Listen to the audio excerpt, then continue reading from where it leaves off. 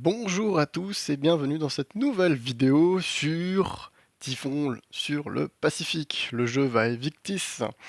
Alors cette fois-ci, je vais vous parler des combats. Les combats, ça c'est un peu plus intéressant, c'est un peu plus compliqué en fait.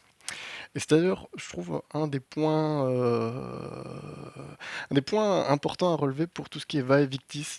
Je veux dire les jeux Vae Victis. En effet, les règles, en fait, elles sont plutôt simples, mais elles sont écrites de manière compliquée.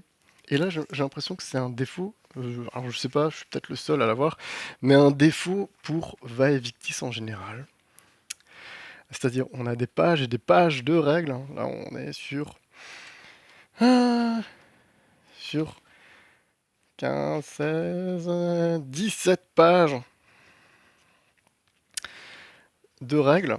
Oui, le reste, en fait, c'est les règles en VO, enfin en VO, qu'est-ce que je raconte, en anglais.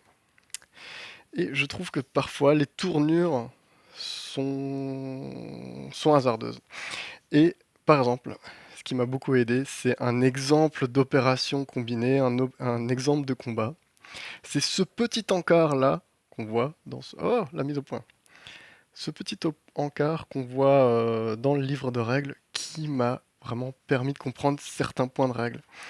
En effet, les combats qu'on voit au chapitre 15 prennent plusieurs pages. Alors les combats, type de combat, terrestre, terrestre contre terrestre, etc. Naval contre terrestre ou aérien contre aérien, etc. Les réactions navales. Mais les règles paraissent assez obscures parfois. Alors qu'en réalité, pour vous montrer un combat terrestre, on va prendre un exemple. Ça se passe comme ça. Imaginons, ici, hop, mise au point s'il vous plaît, les unités japonaises, admettons, hein, essayent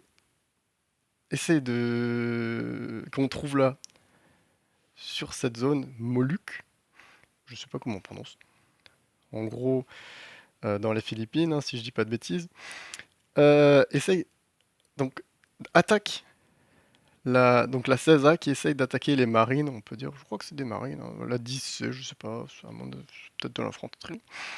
Donc en fait, il faut déjà soustraire 3-1, c'est-à-dire leur valeur d'attaque entre elles. Donc 3-1 est égal à 2. Prenons un exemple où en 1943, admettons, on est à 0 pour les deux camps. Enfin, il faut prendre quand même les modificateurs, mais admettons 3 moins 1 est égal à 2. Donc les Japonais ont un plus 2. Donc ils devront regarder sur cette colonne. Et ensuite, on revient sur les figurines, enfin sur les marqueurs, les pions. On fait 4 moins 3 pour voir le modificateur de D. Donc on sait déjà que 4 moins 3 est égal à 1. On aura un modificateur de 1. Donc on est sur cette colonne. On lancera le dé. Admettons on fait, je sais pas moi, un 5. Donc on regarde 5 plus 1. On sera à 6. Et on aura 2 pertes pour l'ennemi. Voilà comment fonctionnent les combats de manière générale. Ah, la mise au point, s'il vous plaît. Et c'est ça qui est vraiment intéressant de comprendre, c'est que dans le livre de règles, c'était pas clair. Et là, je vais quand même mettre un point important par rapport à Vae Victis. C'est bien de nous faire des aides de jeu comme ça, mais le jeu paraissait extrêmement compliqué. Alors oui, quand on regarde la quatrième de couverture ou l'arrière de la boîte, l'arrière de la pochette, on voit complexité 6 sur 9. C'est pas le plus simple, mais c'est pas non plus le plus compliqué. Sauf que j'ai trouvé le jeu plutôt simple. Et d'ailleurs, c'est un petit peu ma conclusion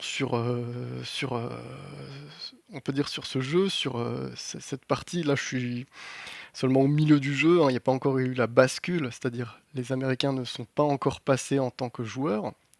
Les Japonais essaient encore d'envahir la totalité du Pacifique, pardon, même si on voit que les Américains remontent.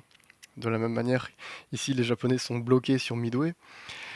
Et on voit qu'ils remontent, hein, les îles, les Mariannes ont été repris, etc. Ils s'approchent dangereusement des Philippines. Il y a des combats, on voit vraiment, comme dans la réalité sur Guadalcanal, de la même manière, la Chine essaie vraiment de se défendre, tandis que les Anglais de l'autre côté, sur le front des Indes, essaient de remonter.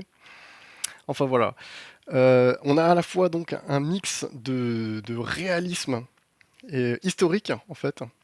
On s'approche en fait de ce qui s'est passé dans la réalité, mais on a aussi en fait de grosses faiblesses au niveau des règles. Ça, c'est parfois assez obscur. Et on sent en fait qu'il manque un petit point, c'est-à-dire un point d'exemple.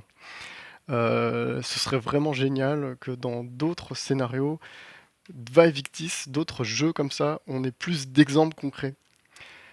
Ça peut paraître bête, mais notamment pour les joueurs néophytes ou quand on n'a pas beaucoup de temps, ce serait vraiment super de faire ça.